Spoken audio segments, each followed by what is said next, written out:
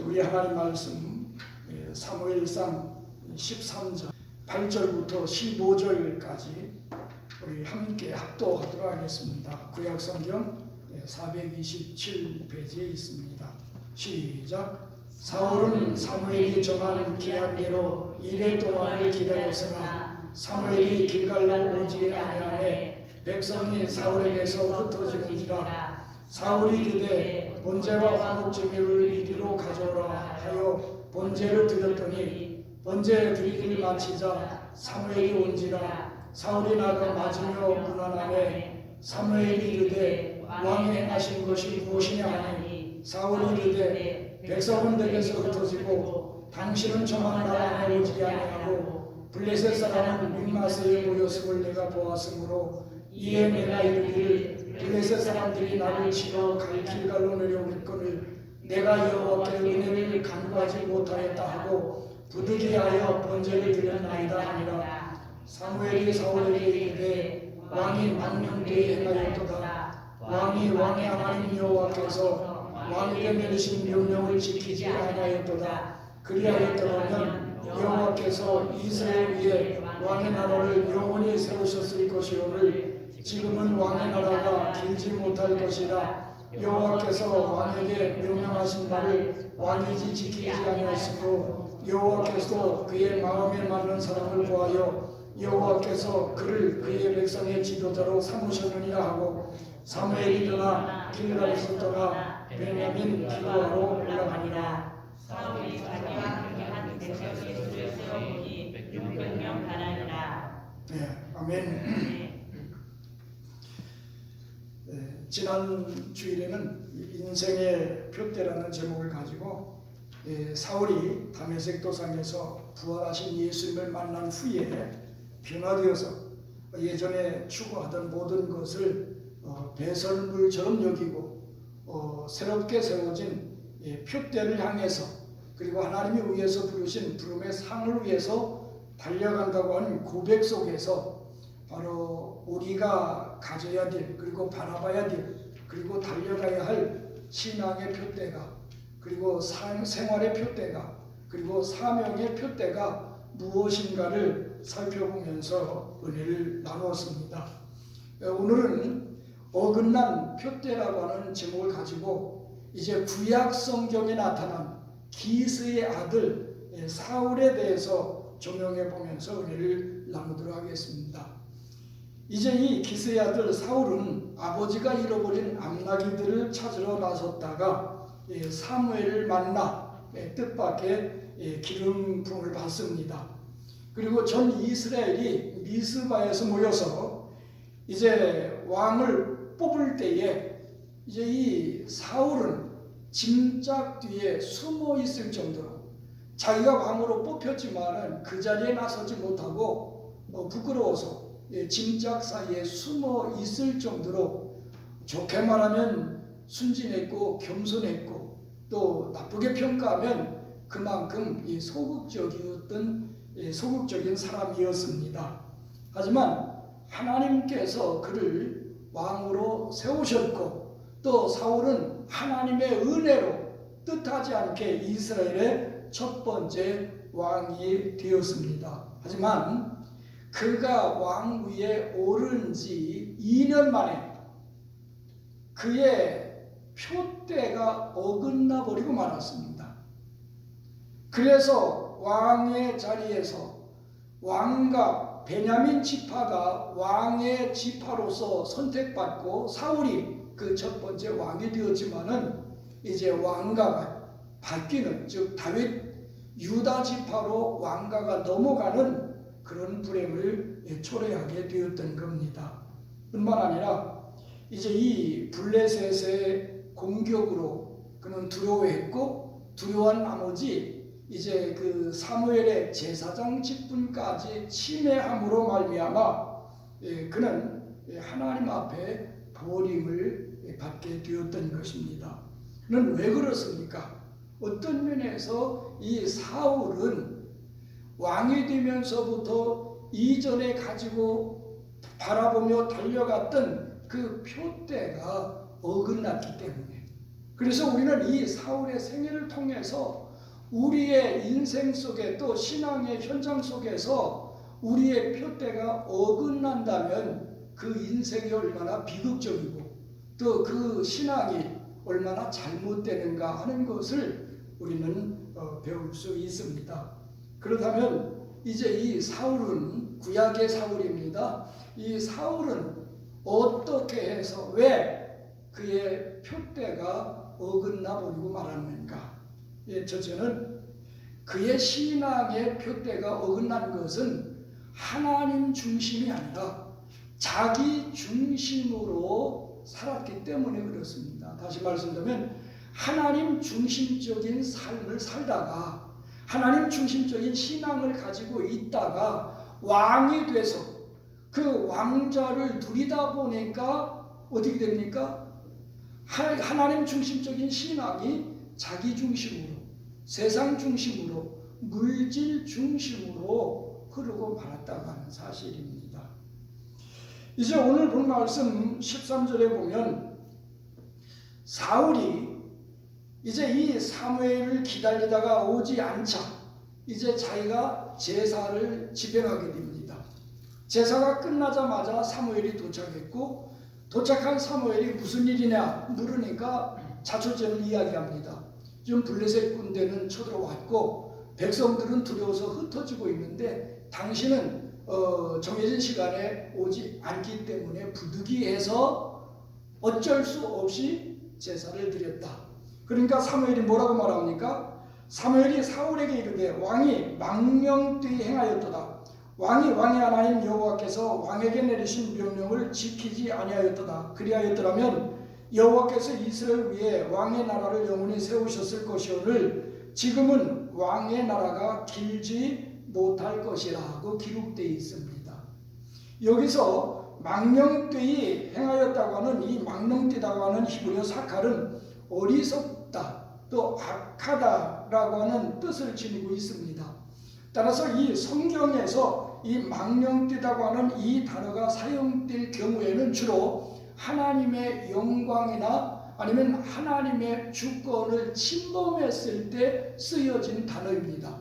따라서 사울이 하나님께 망령되이 행하였다고 하는 것은 하나님의 주권에 침해했고 그리고 하나님의 영광에 도전했다고 하는 그런 의미가 되겠습니다. 그러면 이 사울이 왕이 된 지 2년도 채 안 돼서 이 하나님의 주권에 도전하는 이 망령되이 행한 그의 행위는 뭐였습니까?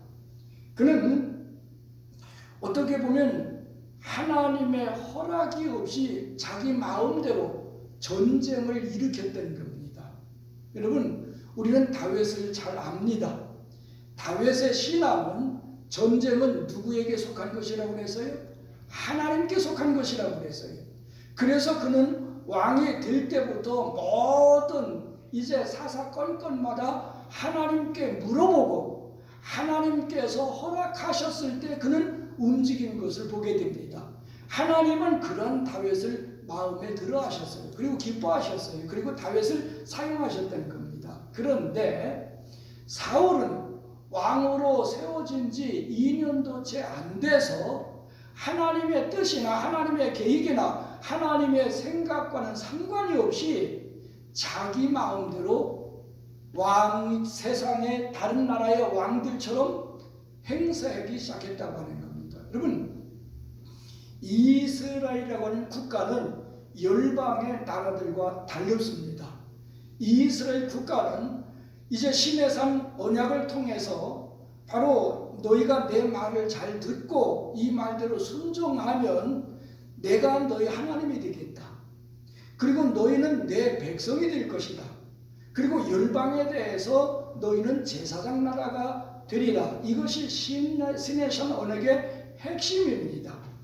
따라서 이 이스라엘은 바로 하나님이 주권자가 되시고 그리고 이스라엘 백성들은 하나님의 백성이고 그리고 하나님께서 직접적으로 그전엔 사사들을 통해서 이제 이스라엘 백성들을 다스렸던 신정 통치 국가였습니다. 그러다가 이스라엘 백성들이 왕을 요구함으로 말미암아 어떤 면에서 사무엘은 이스라엘 백성들이 왕을 요구할 때 잠도 자지 않고 걱정했습니다. 그리고 하나님께 기도했습니다. 왜냐하면 바로 이스라엘 백성들이 왕을 요구했던 것은 하나님의 직접적인 통치를 거부했고 세상 나라들처럼 열방처럼 왕이 자기들 위에 군림하면서 다스려 주기를 기대했던 겁니다. 그렇기 때문에 하나님의 마음을 헤아렸던 이 사무엘은 근심하면서 기도했던 것이죠. 근데 하나님은 백성들이 요구하니까 어쩔 수 없이 왕을 허락하셨어요. 그러나 이스라엘의 왕은 세상 열방의 왕들과 달랐습니다. 왜냐하면 이스라엘의 왕은 누가 세우셨어요? 하나님이 세우셨어요. 따라서 하나님이 세우신 왕을 통해서 이스라엘 백성을 다스리는, 하나님의 백성들을 통치하시는 신정주의적 왕정 통치 국가였습니다. 이것이 세상의 열방과 다른 차이점입니다. 그렇다면 사울은 어떤 면에서 자기를 왕으로 세우시고 자기 백성들을 다스리시는 하나님, 주권자, 통치자, 하나님께 모든 것을 물어보고 하나님의 말씀에 따라서 순종하며 하나님의 법도에 따라서 이스라엘 백성들을 다스렸어야만 했습니다. 그런데 이제 13장 1절부터 보면 이 사울이 왕이 된 지 2년째 접어들어서 이스라엘 백성들 가운데 용사, 특공대, 오늘날로 말하면 특공대쯤 되겠죠. 3,000명을 선발해가지고 2,000은 자기 밑에 두고 1,000명은 자기 아들 요나단에게 보냈습니다. 근데 요나단이 아버지가 보내준 특공대를 가지고 블레셋 사람의 수비대를 쳤어요. 사울은 앉아서 이 보고를 듣습니다. 이 블레셋은 강국이었어요. 항상 이스라엘에게 있어서 위협적인 존재였고 국가였습니다. 또 그들의 성격상 한번 침략을 당하면 그대로 있을 사람이 아니었어요. 언젠가 보복할 것을 알았기 때문에 두려워서 그는 나팔을 불어서 이스라엘 군대를 모집하게 이르렀습니다. 아닌 게 아니라 바로 블레셋은 자기의 수비대가 공격을 받았음으로 인해서 보복 전쟁에 나섰죠. 그러니까 이 성경에 보면 이 사울이 나팔을 불어서 군사를 모집했는데 이 성경에서 나팔을 부는 행위는 위험을 알리거나 경고하거나 아니면 성전, 그러니까 하나님이 선전포고하시고 하나님이 하나님의 군대인 이스라엘 백성들을 동원해서 하나님께서 싸우시는 전쟁을 성전, Holy War, 성전이라고 합니다. 이 성전을 이제 모집할 때, 선포할 때 나팔을 불었던 것입니다. 그런데 이 사울은 하나님께 기도하거나 하나님께 물어보거나 하나님의 명령이 없이 완전히 자신이 왕이라고 하는 왕권을 사용해서 하나님의 뜻과 계획과 상관이 없이 자기 임의로 나팔을 불어 군대를 모집했고 전쟁에 임했다고 하는 겁니다. 그것은 통치자의 주권자이신 하나님을 자신의 하나님으로 이스라엘 왕으로서 통치자로서 인정하지 않는 행위라고 볼 수 있어요. 어떻게 보면 그가 왕이 되기 전에는 겸손해서 하나님을 표대로 삼고 정말 여호와 중심적인 신앙을 살았어요. 그렇기 때문에 왕으로 기름 부음을 받았죠. 하지만 왕이 된 후에 그의 표대는 어긋나 버리고 말았던 겁니다. 뿐만 아니라 그는 자기가 왕이 되었지만은 위에 누가 계셔요? 하나님이 계셔요. 전능자가 계셔요. 통치자가 계셔요. 신이신 여호와께서 계시는데 그 하나님을 의지하지 않았어요.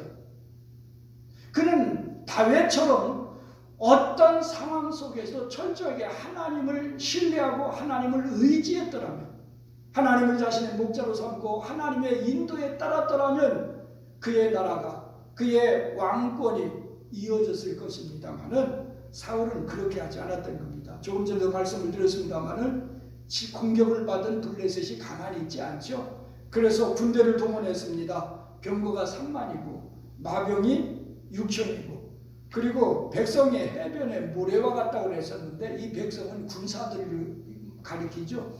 이 보병이 바닷가의 모래알처럼 이제 동원돼 가지고 믹마스에 진을 쳤습니다.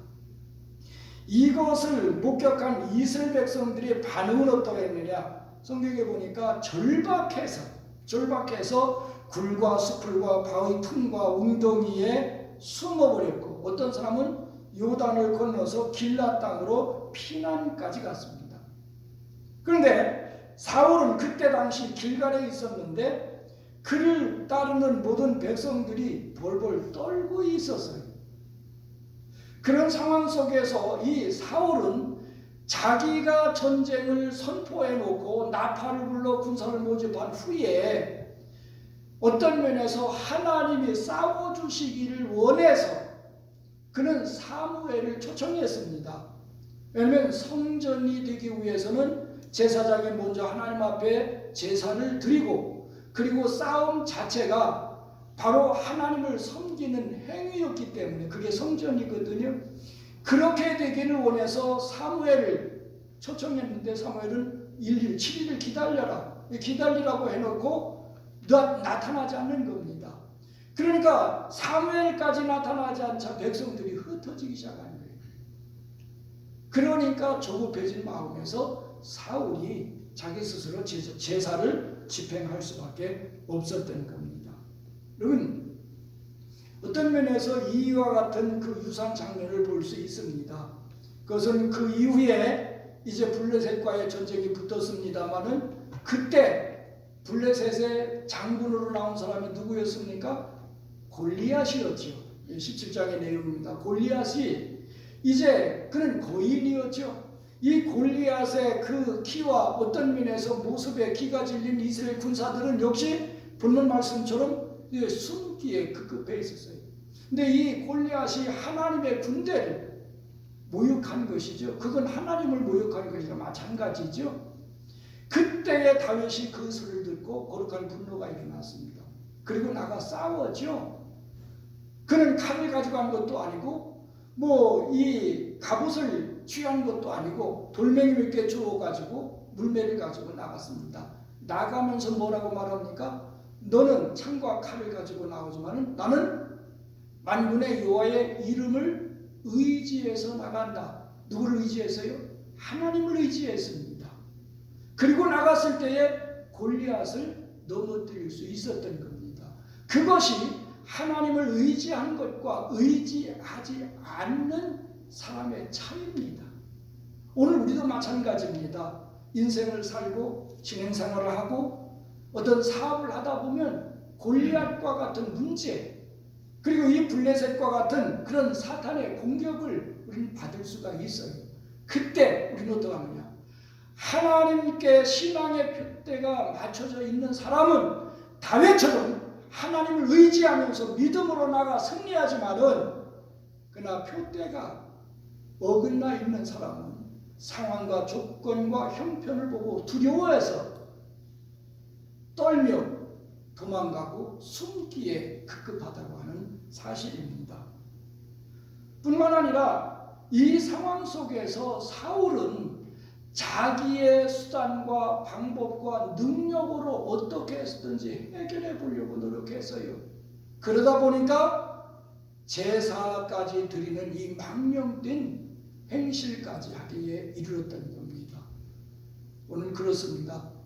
하나님은 전능하신 분이시고 우리를 사랑하고 계십니다. 그래서 어떤 상황 속에서도 우리를 돕고 우리를 구원하시고 또 우리로 말미암아 은혜 가운데 승리의 삶을 살기를 원하시는 분이 하나님이십니다.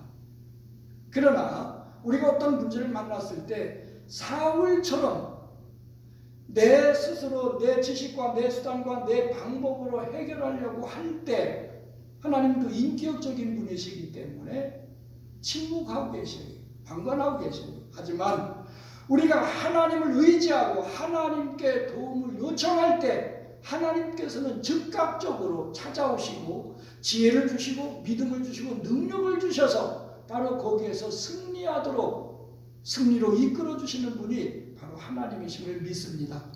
그렇기 때문에 우리는 언제나 우리의 신앙의 표대를 누구에게 맞춰야 돼요? 하나님께 맞춰야 된다고 하는 사실입니다. 뿐만 아니라 조금 전에 말씀을 드렸습니다. 바로 이 사울은 조급해진 마음 속에서 제사장의 직분까지 침해하기에 이르렀던 겁니다. 이것은 어떤 면에서 자기 스스로 전쟁을 일으킨 것은 하나님의 주권을 인정하지 않는 자기 중심, 즉 하나님 중심에서 어떤 면에서 자기 중심으로 기울어진 것이고, 또 이 제사장 직분에 그 침해한 것은 어떤 신본주의에서 인본주의로 같은 내용이 되겠습니다만은 그런 행동을 취한 결과라고 볼 수 있습니다. 그것이 망령된 행동이었다고 하는 사실입니다. 여러분, 망령된 행동의 결과는 무엇이었습니까? 결국은 나라를 빼앗기는, 왕좌를 빼앗기는, 자기가 누리고 있던 것을 빼앗겨버리는 그 비극을 초래했다고 하는 겁니다. 따라서 오늘 우리는 하나님의 주권이나 하나님의 영광이나 어떤 그 하나님의 것의 소유에 우리가 침범하는 일은 있어서는 안 됩니다. 그런 망령된 행실을 해서는 안 되는 겁니다. 망령된 행실을 하도록 만드는 것은 뭐예요? 바로 표대가 어긋났기 때문에 가능한 것이에요. 그렇기 때문에 우리는 망령된 행실을 하지 않기서라도 바로 우리 신앙의 표대를 바로 하나님 예수 그리스도께 맞춰야 된다고 하는 사실입니다. 그 다음에 두 번째로 이 사울이 이제 이 표대가 어긋난 것은 근데 생활의 표대 속에서 영적인 것보다는 물질적인 것에 더 치중했고 바로 가치를 두었기 때문에 그렇습니다. 우리가 사무엘상 15장에 보면 이제 3절에 그렇게 기록되어 있습니다. 지금 가서 아멜렉을 쳐서 그들의 모든 소유를 남기지 말고 진멸하되 남녀와 소아와 젖 먹는 아이와 우양과 낙타와 나귀를 죽이라고 기록되어 있습니다. 이것은 이제 조금 전에 13장에 기록된 믹마스 전투 이후에, 즉 사울이 망령된 행실을 한 이후에 약 20여 년, 23년이 지난 후의 사건이 바로 이제 15장의 사건입니다. 거기에 보면 하나님께서 사무엘을 보내서 사울에게 말씀하십니다. 지금 가서 아멜렉을 쳐서 그들의 모든 소유를 남기지 말고 진멸하되 남자와 그리고 남녀와 소아와 젖 먹는 아이와 우양과 낙타와 나귀를 죽이라, 그렇게 이제 명령하셨는데, 여기에서 진멸하다고 하는 히브리어 하람은 금지하다, 바치다 라고 하는 뜻도 지니고 있습니다. 조금 전에 바로 이제 이 구약시대에는 성전, 홀리워가 있었다고 말씀을 드렸습니다. 이 성전은 하나님께서 전쟁을 선포하시고 하나님께서 하나님의 군대 이스라엘 백성들을 보내서 하나님이 그들을 통해서 싸우시는 그 전쟁이 바로 성전입니다.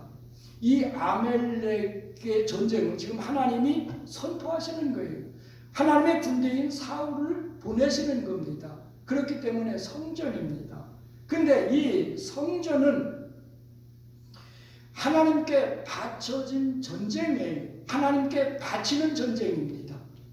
그래서 이 진멸하다고 하는 것은 바로 구벌되고 사람이 그 소유하는 것을 금한 것인데, 이 성전에서의 전리품은 어떻게 해야 되느냐?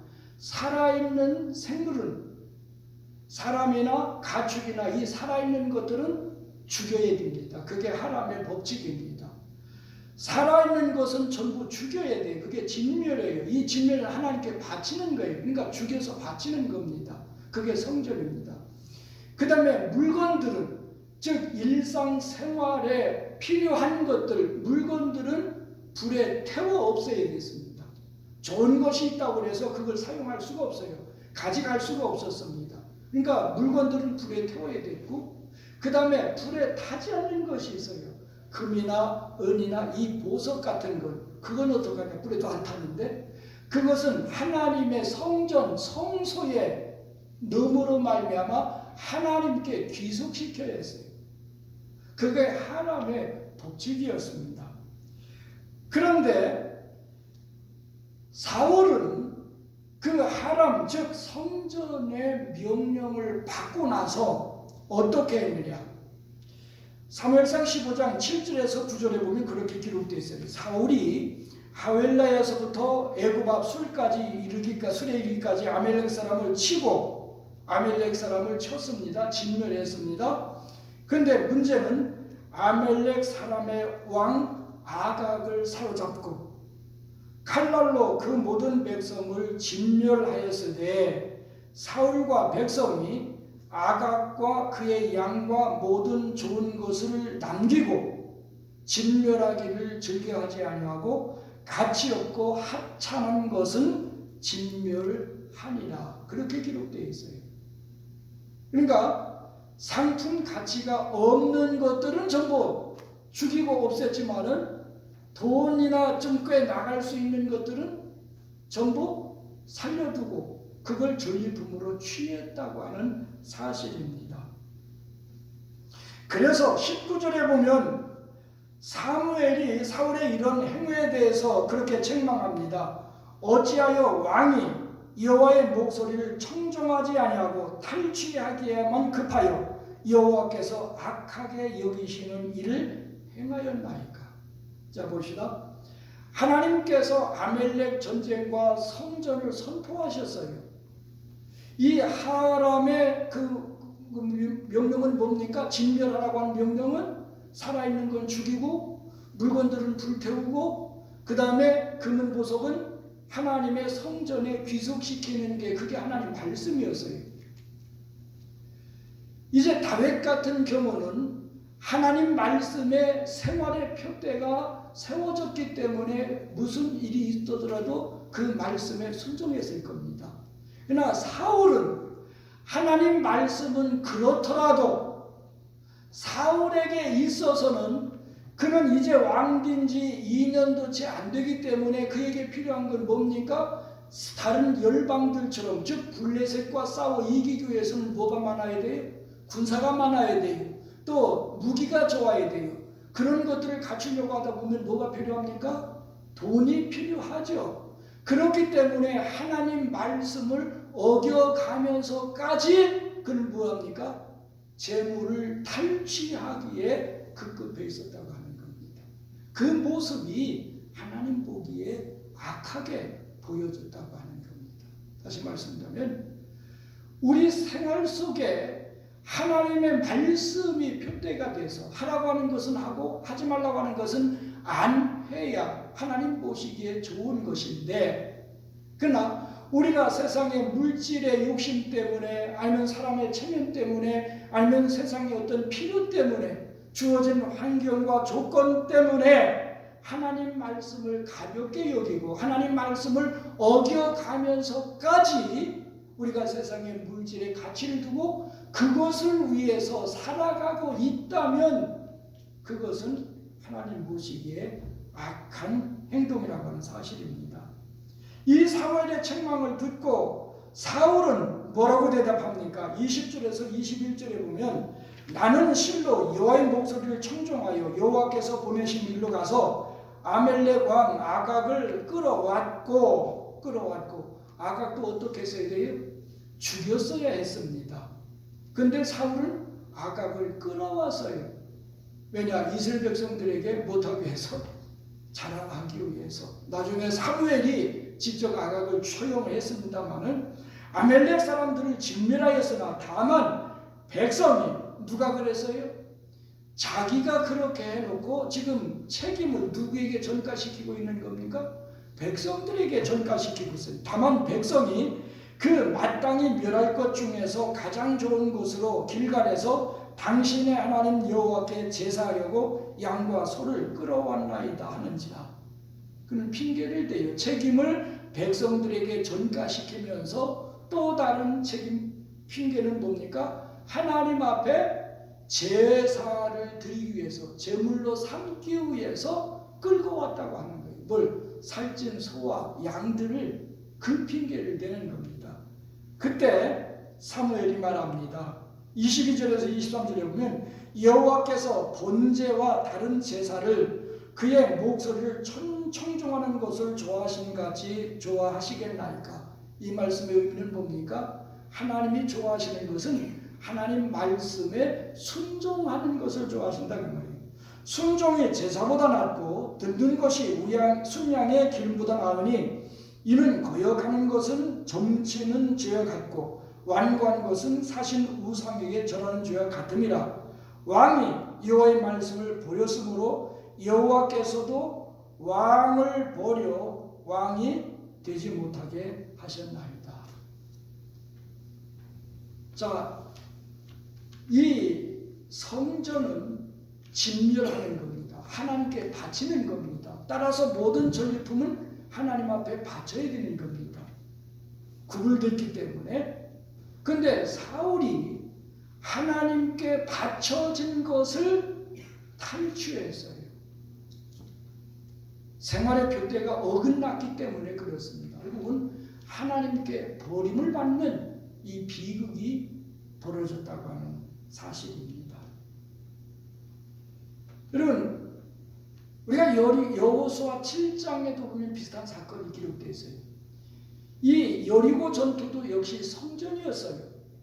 하나님께서 명하신 전쟁이었고 하나님의 백성들을 동원해 하셨고 하나님이 싸우신 전쟁이었어요. 그래서 하루에 한 바퀴씩 여리고성을 돌고 마지막 날 7바퀴를 돌면서 함성을 질렀을 때 여리고성이 저절로 무너졌어요. 누구의 역사입니까?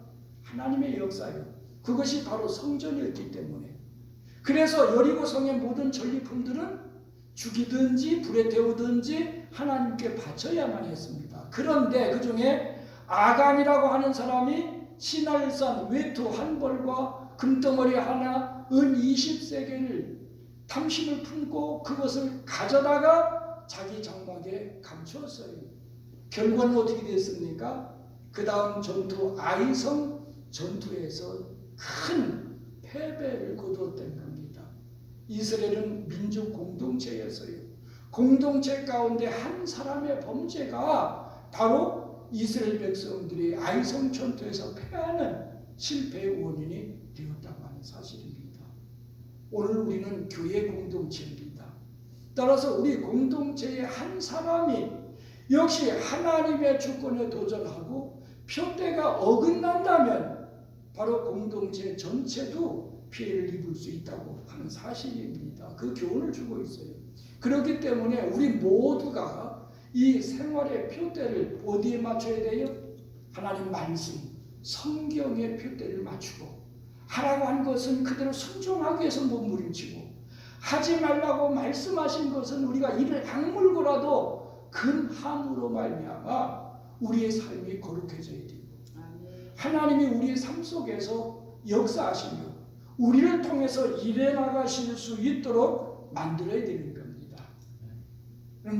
우리는 물질보다 세상 것들보다 하나님 말씀에 더 큰 가치를 둘 때 가능한 것입니다. 그 다음에 세 번째로 이 사울의 표대가 어긋난 것은 사명의 표대가 어긋난데 이 사명의 표대는 하나님의 영광보다 자신의 명예를 더 추구했어요.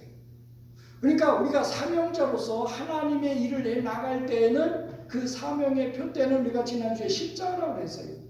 십자가가 죽음이지만 그 뒤에 뭐가 있어요? 영광이 있어요. 따라서 우리는 사명을 우리가 감당해 나갈 때 하나님의 영광을 드러내는 일에 초점이 맞춰져야 돼요. 그게 사명의 표대입니다. 그런데 사울은 그렇게 하지 않았어요.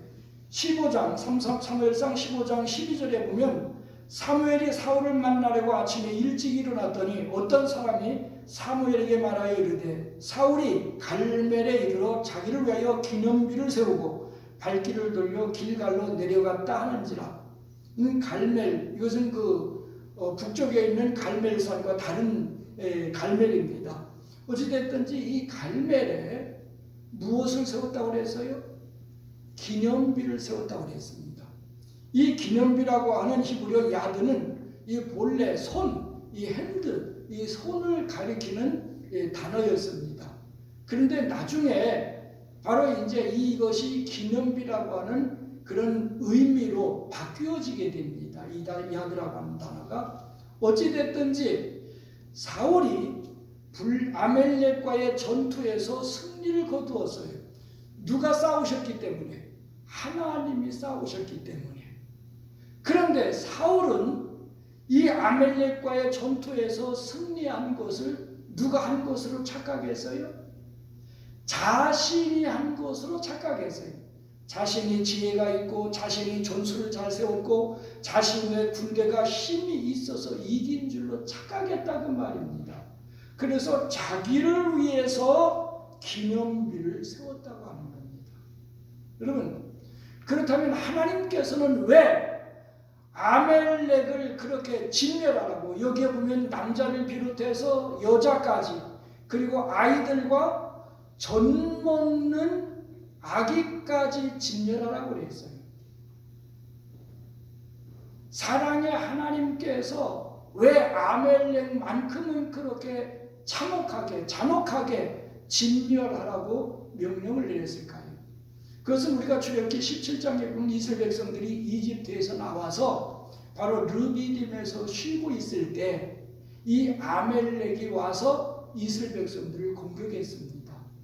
이 아멜렉은 누굽니까? 아멜렉 에서의 후예입니다. 에서. 이렇게 이제 생각이 가끔 한다. 에서의 후예예요. 이스라엘은 누구의 후예입니까? 야곱의 후손들입니다. 어떻게 보면 사촌지간 아니에요. 근데 이 아멜렉이 이스라엘을 공격했던 겁니다. 피곤한 틈을 타서 뒤에 처진 노약자들을 공격했어요. 자, 보시다. 이스라엘은 하나님의 택하신 백성이에요. 하나님이 그들이 하나님입니다. 하나님은 이스라엘 백성들을 이집트에서 구원하셔서 가나안 땅으로 인도하고 계십니다. 이건 하나님의 구원의 역사입니다. 그런데 아멜렉이 이스라엘을 공격했다고 하는 것은 하나님의 구원의 역사에 방해한 것이 되어집니다. 그래서 이 출애굽기 17장 14절에 보면 내가 아멜렉을 없이하여 천하에서 기억도 못하게 하리라 이렇게 기록되어 있고 16절에 보면 여호와께서 맹세하시기를 여호와가 아멜렉과 더불어 대대로 싸우리라 하셨다 하였더라. 그러니까 이 아멜렉의 공격에 대해서 하나님은 분노하신 거예요. 내가 대대로 아멜렉과 싸우겠다. 하나님이 싸우겠다고 맹세하셨어요. 하나님 스스로가. 그러다가 이스라엘이 왕을 요구하니까 또 사울을 왕으로 세우시고 그때가 돼서 바로 하나님은 아멜렉을 진멸하라고 보내셨던 겁니다. 따라서 어떻게 보면 출애굽한 지 420년 만에 이루어진 이 사건이지만은 사울에게 있어서는 이제 18절에 있는 말씀처럼 죄인 아멜렉 사람을 진멸하되 다 없어지기까지 치는 것이, 진멸하는 것이 사울의 사명이었어요. 그는 보내심을 받은 왕으로 세우심을 입은 그의 사명이었던 겁니다. 그런데 그는 그 사명을 감당했다고 해서 조금 전에도 말씀을 드렸습니다. 하나님이 싸우셨기 때문에 승리는 당연한 거예요. 너무나 하나님이 싸우셨기 때문에. 근데 하나님이 하신 일을 마치 자기가 한 양 자기를 위해서 기념비를 세웠어요. 그는 하나님께 영광을 돌리지 않았어요. 하나님께 돌아갈 영광을 자기 스스로 가로챘다고 하는 사실입니다. 그것은 바로 그의 표대가 어긋났기 때문에 그렇게 된 결과입니다. 어떻게 보면 사울은 키도 컸지만은 그 큰 키에, 등치에 비해서 이 명예에 대한 욕심도 그는 대단했어요. 그러니까 하나님 이 사무엘이 지금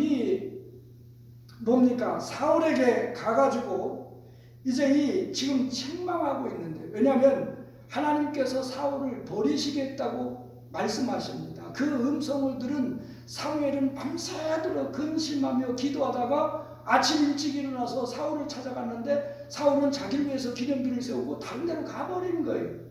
그래도 찾아가서 지금 하나님께서 당신을 버렸다. 이제 말씀하고 계신데 사울은 뭐라고 말합니까? 이제 15장 30절에 보면 내가 범죄하였을지라도 이제 청하옵나니 내 백성의 장로들 앞과 이슬 앞에서 나를 높이사 나와 함께 돌아가서 내가 당신의 하나님 여호와께 경배하게 하소서. 그러니까 뭐라고 하냐면 함께 제사를 드림으로 말미암아 자기를 높여달라는 거예요.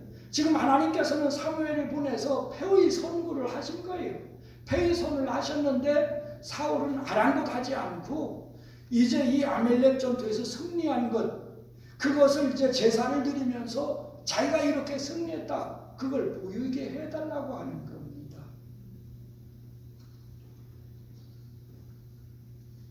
이사야서 42장 8절에 보면 하나님이 그렇게 말씀하고 계십니다. 나는 여호와니 이는 내 이름이라.